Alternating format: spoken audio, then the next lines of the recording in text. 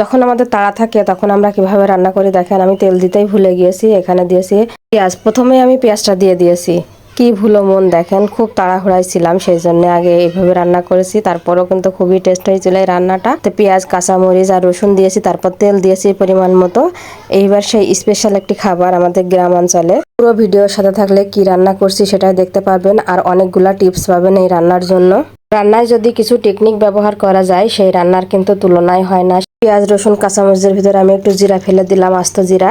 আলু ভাজির মতো কেটে রাখা থোড় ভাজি, আর অনেকেই বলে ভাদাল ভাজি। আমি কিন্তু এটা কুচি কুচি করে কেটে নিয়েছি, একদম ঠিক যেরকম আলু ভাজির মতো সেই রকম কেটে নিয়েছি, পরিষ্কার করে ধুয়ে নিয়েছি। তারপর আমি এই যে ভাজা মশলার ভিতরে দিয়ে দিচ্ছি।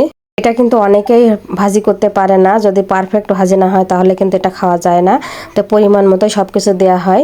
তো এখানে অল্প পরিমাণ লবণ দিতে হবে, এটাই কিন্তু বেশি পরিমাণ লবণ দেওয়া যাবে না। আর 1 চিমটি মতো আমি হলুদ দিয়েছি, বেশি হলুদ দিলে কিন্তু এটা খাওয়া যায় না।